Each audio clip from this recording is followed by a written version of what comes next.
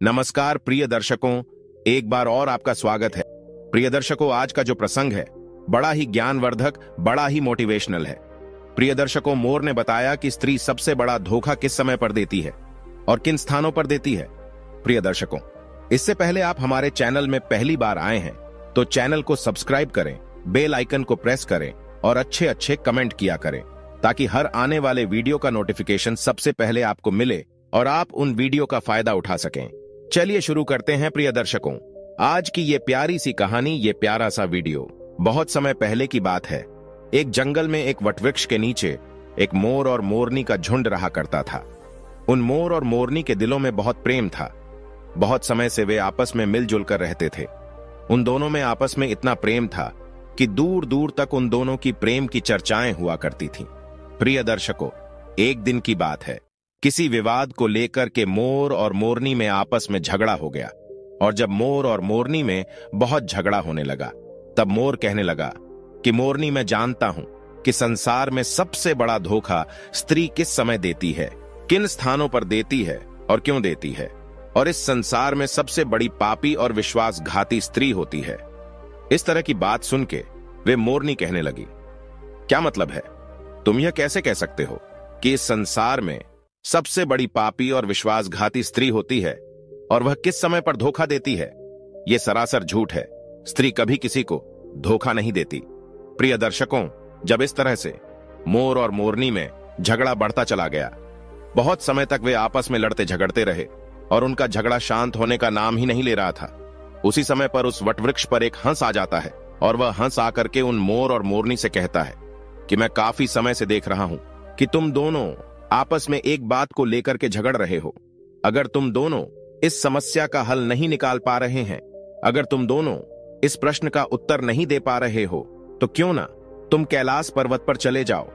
कैलाश पर्वत पर जाकर भगवान शिव और माता पार्वती से अपने सवाल का जवाब पूछ लो। वो तो जगत के स्वामी हैं। वह तुम्हें बता देंगे कि आखिरकार इस संसार में स्त्री सबसे बड़ा धोखा किस समय देती है और किन किन स्थानों पर देती है, और इस संसार में सबसे बड़ा पापी और विश्वासघाती कौन है। वह मोर और उसकी पत्नी मोरनी जब हंस के इन बातों को सुनती है तो उन्हें यह बात पसंद आ जाती है। वो हंस की बात को मान करके कैलाश पर्वत की ओर उड़ते हुए चले जा रहे थे और चलते चलते ही मैं कैलाश पर्वत पर पहुंच जाते हैं और भगवान शिव के चरणों में लौट जाते हैं। भगवान शिव को प्रणाम करते हैं, कहते हैं कि हे भगवान, आप तो जगत के स्वामी हो, आपने पूरा संसार बनाया है, आप हमारे एक प्रश्न का उत्तर दे दीजिए। तब मोरनी कहने लगती है कि हे प्रभु, ये मोर कह रहा है, इस संसार में सबसे बड़ा धोखा स्त्री देती है और किस समय पर देती है, किन स्थानों पर देती है, ये इसे मालूम है। इसके कहने का मतलब है कि संसार में सबसे बड़ी पापी और सबसे बड़ी विश्वासघाती स्त्री होती है। प्रिय दर्शकों, इस तरह से वे मोरनी भगवान शिव से कहने लगती है। प्रिय दर्शकों, कि यह कहानी आपके जीवन को पूरी तरह से बदल कर रख देगी।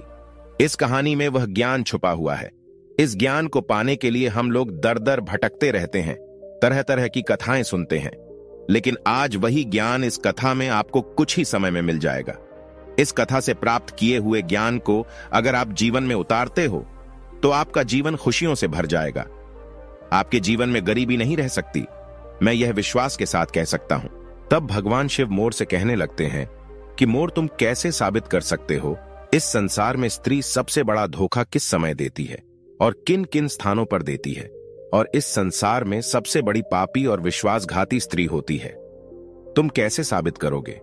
तब मोर कहने लगता है कि हे भगवान, मैं आपको एक कहानी सुनाऊंगा। इस कहानी को सुनने के बाद में यह साबित हो जाएगा कि स्त्री सबसे बड़ा धोखा किस समय देती है और किन किन स्थानों पर देती है, और इस संसार में सबसे बड़ी पापी, सबसे बड़ी विश्वासघाती स्त्री होती है। तब भगवान शिव कहते हैं कि ठीक है मोर, तुम कहानी सुनाओ। मैं तुम्हारी कहानी को पूरे गौर से सुनूंगा और फिर उसी से साबित होगा कि आखिरकार तुम सच बोल रहे हो या झूठ बोल रहे हो। इस संसार में स्त्री सबसे बड़ा धोखा किस समय पर देती है, यह दुनिया को भी पता चल जाएगा। वह मोर कहानी शुरू करने ही वाला था कि तभी वहां पर माता पार्वती आ जाती हैं और वह कहती हैं कि हे प्रभु, मैं भी कहानी सुनना चाहती हूं, मैं भी ये देखना चाहती हूं कि आखिरकार स्त्री अपने पुरुष को सबसे बड़ा धोखा किस समय पर देती है। मैं भी ये जानना चाहती हूं कि आखिरकार इस संसार में सबसे बड़ा पापी और विश्वासघाती कौन होता है। वो पुरुष होता है, वह स्त्री होती है, और किन कारणों से होते हैं। इस तरह से माता पार्वती भी कहानी को सुनने लगती है। तब वह मोर भगवान शिव को साक्षी मानकर कहानी सुनाने लगता है। कहने लगता है कि हे प्रभु, एक राज्य में एक उग्रसेन नाम का राजा राज करता था। उस राजा की 4 बेटे थे और उसके चारों बेटे बहुत ही ज्यादा बहादुर और बड़े ही प्रतापी थे। लेकिन प्रभु, सबसे बड़ा बेटा जिसका नाम विश्वजीत था, वह न केवल प्रतापी था बल्कि दिखने में भी बहुत ही सुंदर था। उसके सबसे बड़े बेटे विश्वजीत की पत्नी रत्नावती थी, जो देखने में बड़ी ही सुंदर और बड़ी ही रूपवान थी। वो अपने आगे किसी दूसरी स्त्री को सुंदर नहीं मानती थी। एक दिन की बात है, राजा उग्रसेन ने अपने बेटे विश्वजीत के लिए किसी बात पर नाराज होकर के अपने राज्य से उसे निकाल लेने का आदेश दे दिया। प्रिय दर्शकों, राजा की ऐसी बातों को सुनकर सभी इस बात को लेकर बड़े ही चिंतित हो गए।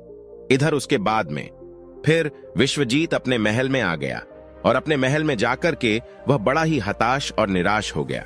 उधर विश्वजीत को उदास देख करके विश्वजीत की पत्नी ने पूछा, हे स्वामी, आखिर आप इतने हताश निराश क्यों हैं? आखिर तुम्हें कौन सा दुख है? आखिर आपका चेहरा इतना मुरझाया क्यों है? आपका चेहरा इतना मुरझाया क्यों दिख रहा है? एक राजकुमार होकर के आखिर आप इतने चिंतित क्यों दिख रहे हैं? तब उसी समय पर विश्वजीत सोचने लगा, मैंने बहुत बुरा किया है, मैंने बड़ा गलत किया है, और अपने मन की सारी बातें अपनी पत्नी रत्नावती को बताने लगता है। रत्नावती को सारी बातें समझा देता। विश्वजीत की बातों को सुन करके उसकी पत्नी उसी समय पर मूर्छित हो जाती थी, और जब वह मूर्छित हो जाती है तो विश्वजीत बड़ा घबरा जाता है और फिर उसके मुंह पर जल के कुछ छींटे डालता है। सोचने लगता है कि मैंने बहुत बड़ा गलत कर दिया है। इसको यह बात बताकर मैंने बहुत बड़ी गलती कर दी। कहा यह फूलों में पलने वाली, और कहा मैंने इसको इतनी गंभीर बात बता दी। इसके हृदय को बहुत बड़ा आघात लगा है। जब राजकुमार विश्वजीत उसको जल के छींटे डालता था, तब कहीं जाकर के रानी रत्नावती को होश आ जाता है, और जब वह होश में आती है तो रत्नावती अपने पति विश्वजीत से कहने लगती है, आप मुझ दासी को छोड़ करके परदेश के लिए चले जाएंगे तो फिर भला मैं आपके बिना कैसे जी पाऊंगी? हे स्वामी, मैं भी आपके साथ में ही जंगल में चलूंगी। अपनी पत्नी की बात सुनकर के तब राजकुमार विश्वजीत कहता है, हे प्रिय, आखिर तुम मेरे साथ में कैसे चल सकती हो? क्योंकि तुम्हें पता नहीं है, दूसरे राज्यों में अनेक प्रकार की मुसीबतें और संकट होते हैं। तुम इतने अच्छे, सुंदर और नरम नरम महलों में रहने वाली हो, तुम गलीचों पर चलने वाली हो, तो महलों के बिना इस मुसीबत को कैसे बर्दाश्त कर पाओगी? प्रिय दर्शकों, फिर तो राजकुमार विश्वजीत की बात को सुनकर के रानी रत्नावती कहने लगती है कि पिया जी, कितने भी दुख परेशानी दूसरे राज्य में हमें आएंगी, ऐसा सब हमारे साथ होते हुए भी हमें सुख से अधिक सुखमय लगेंगे। पिया जी, आपको पता नहीं है, महल के सुख आपके बिना जंगल के दुखों से भी डरावने लगेंगे, उससे भी अधिक दुख मुझे देंगे। इसलिए पिया जी, आज मैं आपके साथ ही चलूंगी। इधर मोर कहने लगता है कि हे प्रभु, रानी रत्नावती की आंखों में आंसू देख करके विश्वजीत ने अपने मन में सोचा कि मेरी पत्नी मेरे बिना जीवित नहीं रह सकती, वह अकेली यहां नहीं रहेगी। इसलिए आज मुझे अपनी पत्नी को ऐसी अवस्था में छोड़कर जाना सही नहीं होगा। इन सभी बातों को सोच करके राजकुमार विश्वजीत अपनी पत्नी रत्नावती से कहता है कि हे प्रिय, तुम उदास मत रहना, आज हम तुम्हें अपने साथ में लेकर के जंगल में चलेंगे। विश्वजीत की इन बातों को सुनकर के रत्नावती भी एकदम से प्रसन्न हो जाती हैं और अपने पति के साथ में जाने की तैयारी में जुट जाती है, तैयारी करने लगती हैं। अगली सुबह के लिए वे दोनों पति पत्नी राज्य से निकल के एक जंगल में पहुंच जाते हैं और दोनों चलते चलते बहुत दूर निकल जाते हैं। तो दोनों चलते चलते बहुत थक भी चुके थे। फिर वह जंगल में एक बरगद के वृक्ष के नीचे विश्राम करने का निर्णय ले लेते हैं। वे दोनों लंबे सफर के कारण बहुत ज्यादा थके हारे हुए थे। उस समय पर ठंडी ठंडी हवा के झोंके भी चल रही थी। उसी समय ठंडी ठंडी हवा के झोंकों में उन दोनों पति पत्नियों को नींद भी आ गई। लेकिन प्रिय दर्शकों, कुछ देर के बाद में वहीं पर एक जहरीला सर्प आकर के रानी रत्नावती को काट देता है। और इधर मोर कहता है कि हे प्रभु, अब आगे भी सुनिए। जब उस जहरीले सर्प ने रानी रत्नावती को डस लिया तो रानी रत्नावती एकदम से तड़पने लगी। पत्नी को दर्द से कराता हुआ देख करके विश्वजीत की आंख एकदम से खुल गई। तब विश्वजीत रानी को तड़पता हुआ देख करके और सांप को जाता हुआ देख करके एकदम से घबरा जाता है। राजकुमार विश्वजीत बहुत बेचैन हो जाता है। प्रिय दर्शकों, ऐसे दृश्य को देखते ही उसकी आंखों के सामने उसकी पत्नी की मृत्यु हो गई। इस प्रकार से अपनी पत्नी को मरी हुई देख करके विश्वजीत ऊंचे ऊंचे स्वर में विलाप करने लगा। उसका रोना धोना सुनकर के जंगल के शेर, भेड़ियां और आदि जानवर उसे खाने के लिए आने लगे। फिर राजकुमार विश्वजीत ने अपने दिल पर पत्थर रख करके यह निश्चय कर लिया कि इस जंगल में मेरी जीवन संगिनी ही मर गई है, तो फिर भला मैं जी करके क्या करूंगा। आज मैं अपनी पत्नी के बिना इसी जंगल में अपने प्राणों को भी त्याग दूंगा। ऐसा निश्चय करने के बाद में फिर वह अपनी पत्नी की लाश के पास से उठ जाता है और जंगल में जाकर के सूखी लकड़ियों को इकट्ठी करने लगता है और लकड़ियों को इकट्ठा करते करते रो रो कर कहता है कि मैं भी आज अपनी पत्नी के साथ में जल करके मर जाऊंगा। प्रिय दर्शकों, उसी समय पर वहां से एक दिव्य संत गुजर रहे थे। जब वे दिव्य संत विश्वजीत को रोते हुए देखते हैं तो वह कहने लगते हैं कि पुत्र, तुम क्यों रो रहे हो? इस भयानक जंगल में तुम क्यों विलाप कर रहे हो? अगर तुम ऐसे ही रोते रहे तो जंगल के जानवर तुम्हें अपना भोजन बना लेंगे। तुम्हें किस बात का दुख है? तुम क्यों रो रहे हो? तब राजकुमार विश्वजीत से उस महात्मा से कहने लगता है कि हे महात्मा, मैं राजकुमार विश्वजीत हूं और मैं राजा उग्रसेन का बेटा हूं। मेरी पत्नी को यहां एक जहरीले सर्प ने डस लिया है, जिससे मेरी पत्नी की मृत्यु हो गई है। हे महात्मा, मेरी पत्नी बड़ी चरित्रवान थी, बड़ी पतिव्रता थी। वह मुझे बहुत प्रेम करती थी और मेरे साथ आने के कारण उसकी मृत्यु हो गई है। हे महात्मा, ऐसी पत्नी मुझे दोबारा नहीं मिल सकती। ऐसी चरित्रवान स्त्री मुझे दोबारा इस संसार में कभी नहीं मिल सकती। इसलिए हे महात्मा, मैं भी अपनी पत्नी के साथ में मैं भी अपने प्राण त्याग दूंगा। मैं भी उसके साथ में अपनी जान दे दूंगा। महात्मा, मेरे पिता ने मुझे अपने राज्य से निकाल दिया है और इसलिए मेरी पत्नी इस जंगल में मेरे साथ आई थी और उस जगह पर आते आते उसे सर्प ने डस लिया। इसकी वजह भी मैं हूं। अगर वह मेरे साथ ना आती तो शायद आज वह जीवित होती। प्रिय दर्शकों, वे महात्मा कहने लगते हैं कि राजकुमार, तू बहुत ही बड़ा मूर्ख है और अज्ञानी भी है। यह संसार है, यहां तो इंसानों का आना जाना लगा ही रहता है।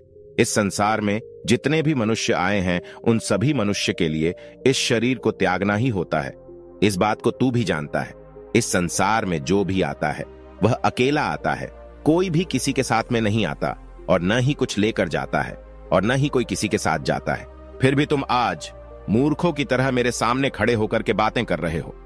महात्मा कहने लगते हैं कि हे राजकुमार, अगर तुम जीवित रहोगे तो तुम इस तरह की कई रानियों को अपने पास प्राप्त कर सकते हो। इस तरह की कई रानियां तुम्हें फिर से मिल सकती हैं। आज तुम मेरी बात मान लो और अपनी प्राण मत त्यागो। तब राजकुमार कहने लगता है कि नहीं महात्मा, मैं अपने प्राण जरूर त्यागूंगा। ऐसी रानी मुझे इस संसार में नहीं मिल सकती। मेरी रानी बहुत ही चरित्रवान और बहुत ही पतिव्रता थी। तब महात्मा कहने लगते हैं कि हे राजकुमार, आज तुम मेरे कहने पर मरने का विचार त्याग दो। तुम्हें मालूम नहीं है, इस मानव शरीर को पाने के लिए देवता भी दिन रात बहुत ज्यादा इच्छुक होते हैं। तो फिर आप जानबूझकर इस शरीर को नष्ट क्यों करना चाहते हो?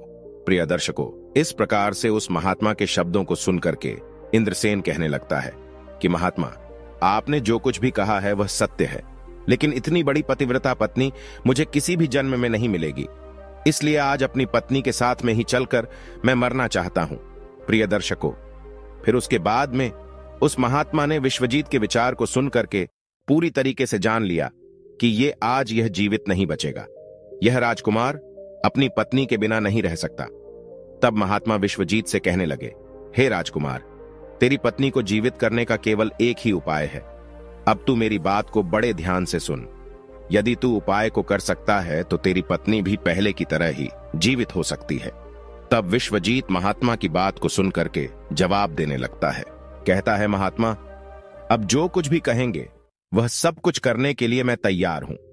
कृपया करके मेरी स्त्री को तुम जीवित कर दो। तब महात्मा ने जवाब दिया, हे राजकुमार, तुम्हारी रानी की जो आयु थी वह केवल 20 वर्ष की थी, जो कि इसने इतने लंबे सफर में उसे बिता दिया। इसके बदले तेरी जो उम्र है वह 70 वर्ष की है। इसमें अभी तेरी आयु भी 30 वर्ष बीत चुकी है। तेरे जीवन में भी अभी 40 वर्ष बाकी है। यानी कि तुझे 40 साल और जीने का अवसर है। यदि तू अपनी पत्नी को आधी उम्र समर्पण कर देता है तो तुम दोनों की उम्र जो है वह एक समान हो जाएगी। यदि तुम इस बात को मान लो, इस बात पर तैयार हो जाओ, तो तुम्हारी पत्नी जल्द ही जीवित हो जाएगी। प्रिय दर्शकों, इस तरीके से उस महात्मा की बात को सुनकर के राजकुमार विश्वजीत कहने लगता है कि तुम्हारी बातों को मैं मानने के लिए तैयार हूं। फिर उसके बाद में महात्मा विश्वजीत के हाथ में जल देता है और उस जल को रानी के पैरों में डालने के लिए कहता है और कहता है कि तुम संकल्प लो कि मैं अपनी 20 वर्ष आयु में रानी को दान करता हूं। अब वह मोर कहता है कि हे प्रभु। जैसे ही राजकुमार विश्वजीत ने यह संकल्प लिया कि वह अपनी 20 वर्ष आयु अपनी पत्नी रत्नावती को दान कर रहा है, उसी वक्त दिव्य संत कहने लगते हैं कि हे राजकुमार, पहले मेरी एक बात को बड़े ध्यान के साथ में समझ लो। इसमें तुम्हें गुप्त रहस्य भी मिलेगा जिसे समझना, तुम्हें बहुत जानना बहुत जरूरी है। अभी तो तुझे अपनी पत्नी की आवश्यकता है, तुम जल को डाल के उसे बचा सकते हो, लेकिन भविष्य में यदि तुम्हें अपनी पत्नी की आवश्यकता नहीं पड़ती है तो अभी कुछ नहीं बिगड़ा है। तुम अपने संकल्प को वापस ले सकते हो, और जब तुम उस संकल्प को वापस ले लेते हो तो उसी क्षण से तुम्हारी पत्नी की मौत हो जाएगी, उसी क्षण इसकी मृत्यु निश्चित है। परंतु राजकुमार, एक बात को तुम हमेशा याद रखना, इस संकल्प को वापस लेने की बात अपनी रानी से कभी मत कहना, नहीं तो तुम अपने संकल्प को वापस नहीं ले सकोगे।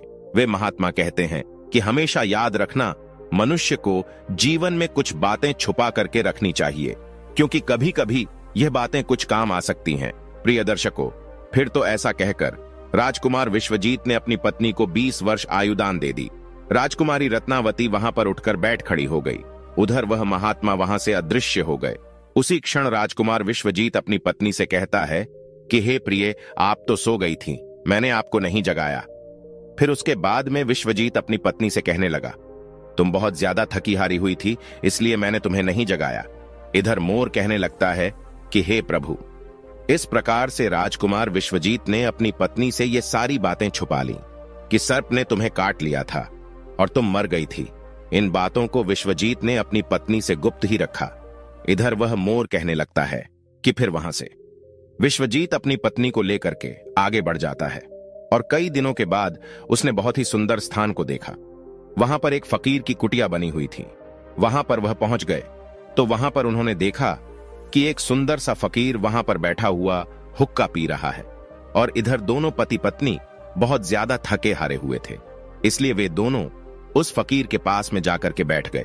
उस समय विश्वजीत ने अपनी पत्नी रत्नावती से कहा कि हे प्रिय, मुझे बहुत तेजी से प्यास लग रही है और प्यास की वजह से मेरा गला भी सूख रहा है। कुएं पर चलकर के पानी पीकर आते हैं। यदि तुमको भी प्यास लगी हो तो हम जाकर के तुम्हारे लिए भी पानी की व्यवस्था कर लाते हैं। तब वह मोर कहने लगता है कि हे प्रभु।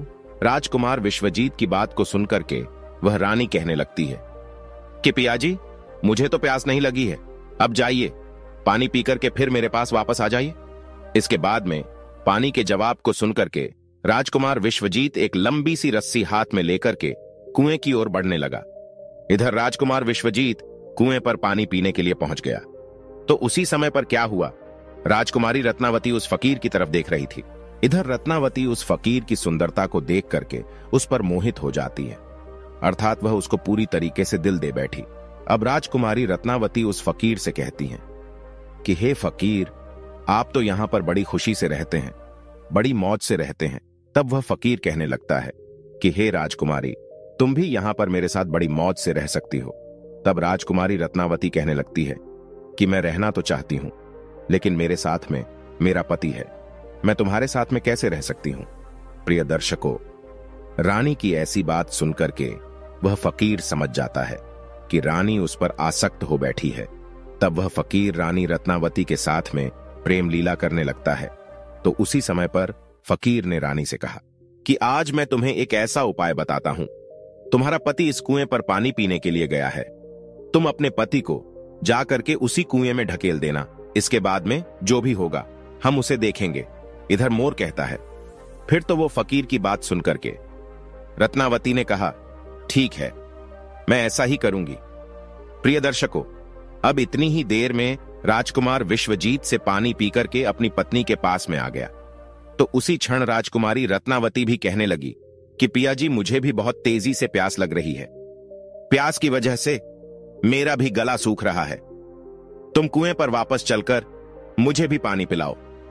तो उसी वक्त पत्नी की बात को सुनकर के राजकुमार विश्वजीत कहने लगा कि प्रिय, मैंने तुमसे जाने से पहले ही पूछा था और तुमने पानी पीने को मना कर दिया था। यदि तुम्हें प्यास लगी है तो मैं अभी कुएं पर जाकर के तुम्हारे लिए पानी का प्रबंध करके आता हूं। पत्नी से इतनी बातचीत करने के बाद में विश्वजीत कुएं पर पानी लेने के लिए चला गया। तब रानी भी उसके साथ में पीछे पीछे चल दी और कहने लगी, अब मैं यहां पर बैठकर क्या करूंगी, मैं भी तुम्हारे साथ पीछे पीछे चलती हूं। प्रिय दर्शकों, इधर वह मोर कहता है कि प्रभु, राजकुमार विश्वजीत जो था वह अपनी पत्नी के प्रेम में बहुत बुरी तरह पागल था। आखिर उसको यह कहां मालूम था कि मेरी ही पत्नी मेरे ही प्राण लेने के लिए मेरे पीछे पीछे आ रही है। प्रिय दर्शकों, हमारे विद्वानों ने सच कहा है, स्त्रियों के त्रिया चरित्र को देवता भी नहीं समझ पाए तो आखिर मानव क्या चीज है। स्त्रियों के जाल में अच्छे से अच्छे, बड़े से बड़े बुद्धिमान भी फंस जाते हैं। अब राजकुमार विश्वजीत कुएं पर जाकर के पानी भरने के लिए बाल्टी नीचे डालता है तो उसी क्षण राजकुमारी रत्नावती ने अपने पति विश्वजीत को धक्का मार दिया और उसे कुएं में धकेल दिया। और ऐसा करने बाद में खुद लौट कर करके उस फकीर के पास में पहुंच जाती है और वह फकीर उस रानी को अपने साथ में लेकर के एक राज्य में जाकर के रहने लगता है। वहां पर वह दोनों ही बड़ी हंसी खुशी के साथ में प्रेम पूर्वक रहने लगते हैं। उस फकीर ने उस रानी रत्नावती को बहुत ही अच्छा सा नृत्य करना सिखा दिया। अब तो वो रानी जो थी बहुत ही बड़ी बड़ी नृत्यांगना बन गई है, नगर में नाचने के मामले में सबसे ज्यादा प्रसिद्ध हो गई। इस तरीके से रानी के नृत्य रूप के कारण उस फकीर के पास में लाखों करोड़ों रुपए बन गए हैं। अब तो रानी जो थी उस फकीर के पास में बड़ी ऐशो आराम से मस्ती के साथ में रहने लगी। जिस समय रानी ने अपने पति विश्वजीत को उस कुएं में ढकेल दिया था, तब सहयोग से उस समय कुएं पर एक जंजीर कुएं में लटकी हुई थी। विश्वजीत ने कुएं में गिरते समय उस जंजीर को पकड़ लिया था और उस जंजीर को पकड़ करके लटका हुआ था। अब तो विश्वजीत उस कुएं में भगवान को याद करके सोचने लगा, हे प्रभु, क्या यही मेरे प्यार की सजा है। अब कुछ देर बाद में बंजारों की एक टोली वहां पर आ गई। उन बंजारों के झुंड में से एक बंजारा अपनी बाल्टी लेकर के उस कुएं की ओर बढ़ने लगा तो कुएं के नजदीक आकर के उसने अपनी बाल्टी उस कुएं में पानी भरने के लिए डाल दी। तब उसी समय पर विश्वजीत ने उस बाल्टी को अपने हाथों से पकड़ लिया। अब तो बंजारा इस दृश्य को देख करके एकदम से चौंक गया और उसने पूछा, हे भाई, आखिर तुम कौन हो। तब राजकुमार विश्वजीत ने जवाब दिया, भाई, मैं बड़ी मुसीबत का मारा हूं, कृपया करके मुझे यहां से निकालो और मेरी जान को बचा लो। यदि आज तुमने मेरी जान बचाई तो मैं तुम्हारा एहसान पूरी जिंदगी भर नहीं भूलूंगा। प्रिय दर्शकों, अब तो ऐसा कहकर के राजकुमार विश्वजीत उस बंजारे से प्रार्थना करने लगा, किंतु राजकुमार विश्वजीत की इस दुख और पीड़ा को देख करके उस बंजारा के मन में दया आ जाती है और वह सोचने लगा कि इंसान ही इंसान के काम आता है।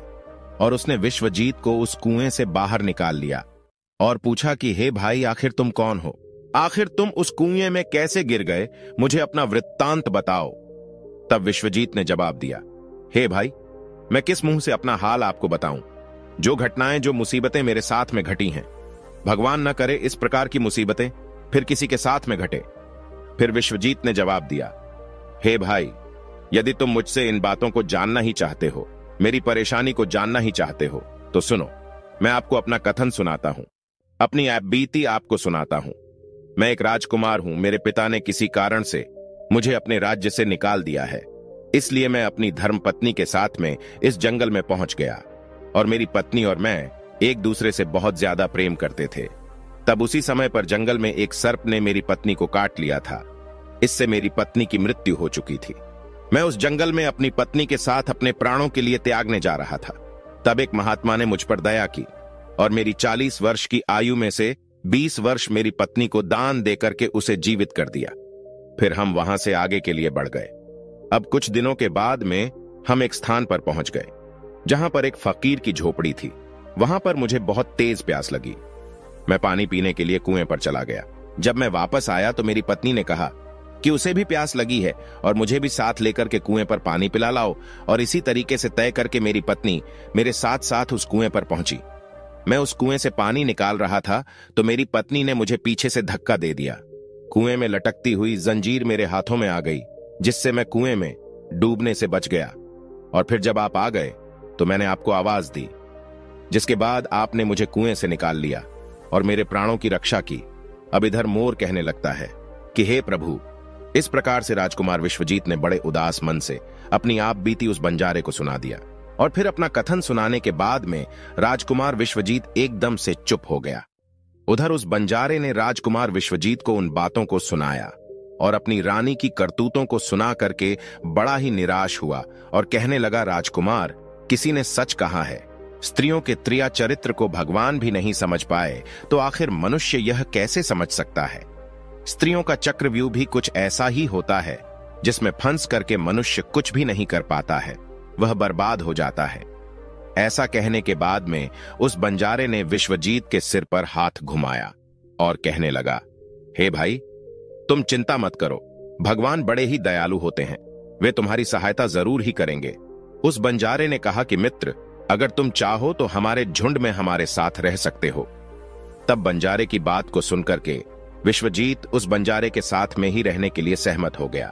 फिर उन बंजारों की सहायता से वह राजकुमार जो था उसी राज्य में जा पहुंचा जहां पर उसकी पत्नी रत्नावती और वह फकीर रह रहा था। उस राज्य को देख करके विश्वजीत बंजारे से कहने लगा, हे भाई, मेरी इच्छा है कि मैं कुछ दिन इस राज्य में रहूं। तब बंजारे ने जवाब दिया, मित्र, तुम जैसा चाहते हो वैसे ही रह सकते हो, मुझे कोई परेशानी नहीं है। फिर उसके बाद में राजकुमार विश्वजीत भूखा था। उस बंजारे से आज्ञा लेकर के राज्य में घूमने के लिए आया और काम की तलाश करने लगा। कुछ दिनों बाद राजकुमार की मेहनत और परिश्रम को देख करके उस राज्य के बड़े व्यापारी ने अपने यहां पर उसे नौकरी पर रख लिया।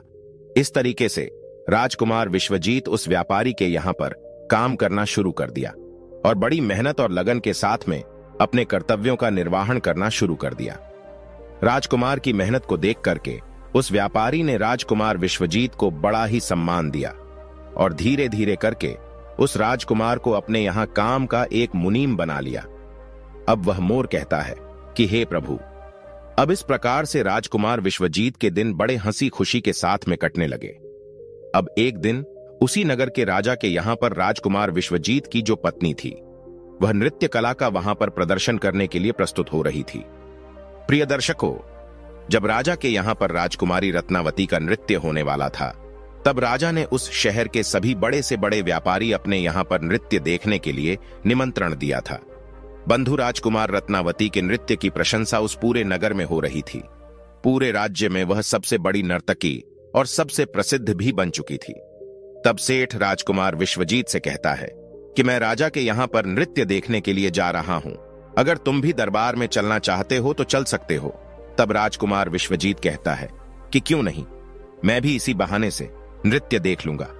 अगर मुझे भी तो पता चले कि इतनी खूबसूरत नृत्य का कौन है, इसकी पूरे राज्य में चर्चा हो रही है। इस प्रकार से राजकुमार विश्वजीत अपने सेठ के साथ में राजा के दरबार में पहुंच गया। तब रानी ने एक अप्सरा के समान दरबार में अपना नृत्य प्रदर्शन किया और बड़े ही आनंद भरे स्वर में कई गानों को उसने प्रस्तुत किया। अब तो उसके गाने को सुन करके वहां पर जितने भी लोग थे वह बड़े ही आश्चर्य में आ गए और सभी सेठ और विद्वान लोगों ने भी राजा के दरबार में सभी समाज के लोगों ने उसके नृत्य की बड़ी ही प्रशंसा की। तब उसी क्षण राजकुमार विश्वजीत ने भी अपने हाथ से एक अंगूठी उतारी, इसमें एक हीरा जड़ा हुआ था। उसने उस अंगूठी को उतार करके रानी रत्नावती को भेंट कर दी। उसके बाद में राजकुमारी रत्नावती ने उस अंगूठी को पहचान लिया और मन ही मन में विचार करने लगी, यह तो बहुत बड़ी आश्चर्य वाली बात है। आखिर मेरा पति तो जिंदा है और वह यहां पर पहुंच गया है। यदि उसने मुझे आज पहचान लिया तो वह मुझे जीवित नहीं छोड़ेगा।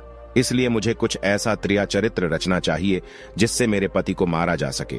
अब तो राजकुमारी रत्नावती ने अपने मन में विचार किया, अब मैं यहाँ के राजा के लिए एक ऐसा सुरीला गाना और बड़ा ही अच्छा नृत्य दिखाऊंगी जिससे राजा प्रसन्न होकर के मुझे कुछ मांगने के लिए बोलेगा। तब मैं राजा से आदेश दिलवाकर उसे मरवा दूंगी। बाद में राजकुमारी ने एक बहुत ही सुरीला गाना और बड़ा ही मधुर नृत्य दिखाया। प्रिय दर्शकों, रानी की इस बसंत बहार को सुनकर के वह बड़ा ही प्रसन्न हुआ। अब तो रत्नावती से राजा कहने लगा, हे नृत्यिका, मैं तुम्हारे इस नृत्य को देख करके बड़ा ही प्रसन्न हूं। आखिर तुम मुझसे क्या मांगना चाहती हो? तब राजकुमारी रत्नावती ने जवाब दिया कि राजा साहब, यदि आप मुझसे प्रसन्न हो तो सबसे पहले मुझे एक वचन दीजिए, जो मैं आपसे मांगूंगी आप मुझे वही देंगे। रत्नावती ने जवाब दिया, इस सभा में मेरा एक शत्रु है, कृपया करके महाराज मेरे मांगने पर उसको फांसी की सजा दे दीजिए। तब राजा ने जवाब दिया, हे रानी, तुम उस चोर को बुला करके मेरे सामने लाओ। तब उस रानी ने राजकुमार विश्वजीत का हाथ पकड़ा और उसे बुला करके राजा के सामने ले पहुंची। उसी क्षण राजा ने अपने सैनिकों को आदेश दिया कि तुरंत ही इस चोर को जल्लादों के सामने ले जाओ, रानी के इस चोर को फांसी पर चढ़वा दो। प्रिय दर्शकों, इसी बीच में विश्वजीत का जो सेठ था वह भी वहां पर पहुंच गया। वह डरता हुआ विश्वजीत के पास में गया और उससे पूछा कि आखिर तुमने इस नाचने वाली का क्या चुराया है, जिसकी वजह से वे तुझे अपना शत्रु बता रही है और वह तुझे मरवाना चाहती है। तब राजकुमार विश्वजीत ने अपने मालिक को जवाब दिया कि हे मालिक, मैंने उसका कुछ नहीं चुराया है। बस इस राजा को अब इतना समझा लो कि मुझे सजा देने के पहले मेरी 2 बातों को गौर से सुन ले, हो सकता है मेरी जान बच जाए। अब तो विश्वजीत का मालिक इन बातों को सुनकर के अपने साथी व्यापारियों से इस विषय में कुछ चर्चा करने लगा। उस सेठ ने कहा कि मित्रों, या तो राजा न्याय करे या फिर हम सभी इस शहर को छोड़ करके इस शहर से कहीं और चले जाएंगे। इस प्रकार से सभी व्यापारी इकट्ठे होकर के राजा के पास में पहुंच गए और राजा से जाकर कहने लगे, हे राजन, हमारा मुनीम जो है वह एक निर्दोष है और आपने उसे मरवाने का आदेश दे दिया है। वे कह रहा है कि राजा से वो 2 बातें कहना चाहता है। यदि इन 2 बातों को सुनने के बाद में आपको उस पर कोई अपराध लगे तो आप उसे मरवाना चाहे तो आप उसे मरवा सकते हो। उसके मरने के पहले उसकी 2 बातों को आप जरूर सुनिए। प्रिय दर्शकों, फिर राजा ने व्यापारियों की बात सुनकर के कहा, ठीक है, तुम अपने मुनीम को मेरे पास में बुलवा दो। तब विश्वजीत को बुला करके राजा के सामने खड़ा किया गया। तब राजा ने जवाब दिया, तुम जो भी कहना चाहते हो वह खुले शब्दों में मेरे सामने कहो। तब उसी समय राजकुमार विश्वजीत ने जवाब दिया कि महाराज, आखिर मैंने कौन सा अपराध किया है जिस कारण आपने मेरी हत्या करवाने के लिए अपने मंत्रियों को आदेश दे दिया? फिर राजकुमार विश्वजीत की बात को सुनकर के राजा ने जवाब दिया, तू उस नृत्यकी का चोर है, उसका शत्रु है।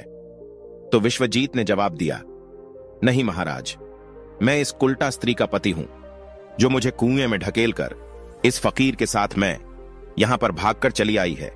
अब तो राजकुमारी रत्नावती ने समझ लिया कि अब तो बात बिगड़ रही है। तब राजकुमारी रत्नावती जो थी राजा से कहती है कि हे महाराज, मैं चरित्रहीन नहीं हूं, मैं कुल्टा नहीं हूं, यह बिल्कुल झूठ बोल रहा है। आखिर ये कौन है? मैं तो इसे जानती भी नहीं हूं, यह तो मेरा चोर है। मैं तो सिर्फ इतना ही जानती हूं कि यह मेरा शत्रु है। फिर राजकुमार विश्वजीत ने जवाब दिया कि महाराज, ठीक है, यदि यह मेरी पत्नी नहीं है तो वह सब कुछ जो मैंने रास्ते में दिया था वह मेरी अमानत के रूप में इस स्त्री से मुझे वापस दिलवा दो। फिर विश्वजीत रानी रत्नावती की तरफ देखने लगा। तब राजकुमार विश्वजीत ने अपनी अमानत को वापस लेने की बात की तो राजकुमारी रत्नावती ने इसे बड़े सहज स्वभाव से स्वीकार कर लिया। तब विश्वजीत ने जवाब दिया, अच्छा, अब तुम अपने हाथों में गंगा जल लो। अब तुम्हारा न्याय इसी सभा में होगा और सभी के सामने होगा। तब राजकुमारी रत्नावती ने जल डाल करके जमीन पर रखा और कहा कि वही वस्तु जो रास्ते में मुझे दी गई थी, मैं इसे आज से वापस कर रही हूं। तब उसी क्षण राजकुमार विश्वजीत ने अपने हाथों जल लिया और जल लेकर के यह बात कही कि मैंने रास्ते में जो कुछ भी चीज अपनी रानी को दी है वह मैं वापस ले रहा हूं, और हाथों में गंगा जल ले लिया। उसी वक्त रानी रत्नावती ने भी अपने हाथों में जल लिया और कहा कि मुझे रास्ते में जो वस्तु भी इसने दी है, मैं उसकी वस्तु इसके कहने के अनुसार आज इसे वापस कर रही हूं। जैसे ही उसने अपने हाथों से जल छोड़ा तो उसी क्षण रानी के शरीर से प्राण निकल गए। अब वह मोर कहने लगा कि प्रभु, इस दृश्य को देख करके वहां के लोग जो कि एकदम से आश्चर्यचकित हो गए।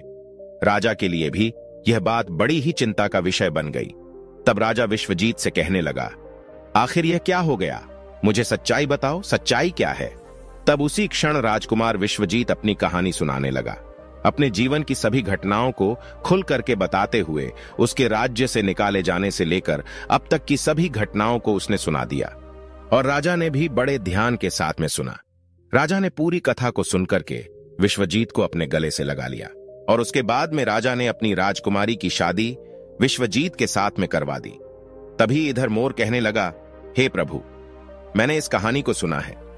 इस कहानी को सुनने के बाद में मैं भी स्त्रियों से घृणा करने लगा हूं और मैं बड़े दावे के साथ कह सकता हूं कि संसार में स्त्री जो है पुरुषों से अधिक ज्यादा पापी और धोखेबाज होती है, इसके साथ ही विश्वासघाती भी होती है।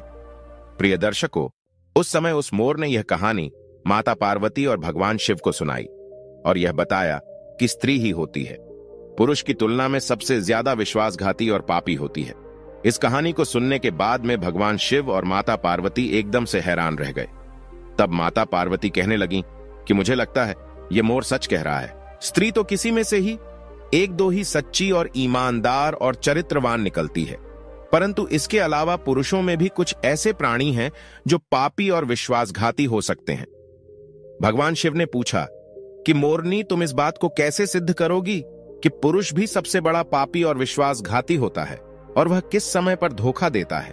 भगवान शिव की बात को सुनकर के मोरनी कहने लगी, प्रभु, मैं भी अब आपको एक छोटी सी कहानी सुनाती हूं जिससे साफ साफ मालूम होगा कि स्त्री की तुलना में पुरुष सबसे ज्यादा पापी और दुराचारी होते हैं और धोखेबाज भी होते हैं और वह किस समय पर धोखा देते हैं यह भी आपको पता चलेगा।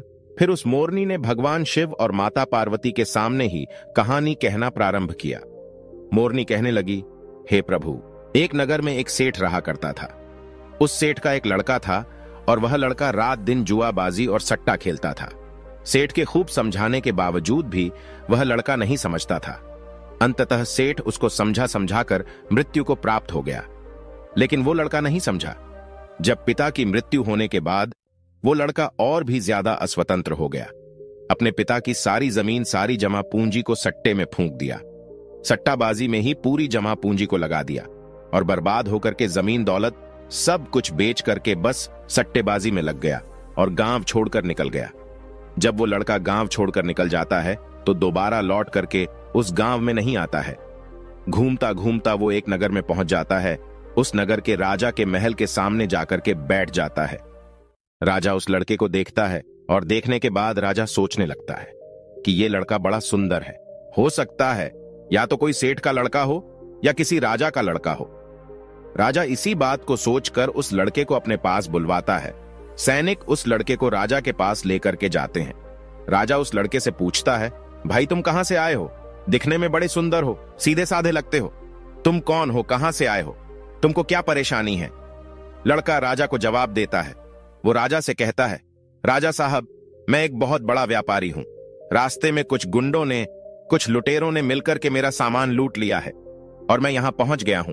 प्रिय दर्शकों, उस लड़के की इतनी बात सुनकर राजा उस लड़के पर विश्वास कर लेता है।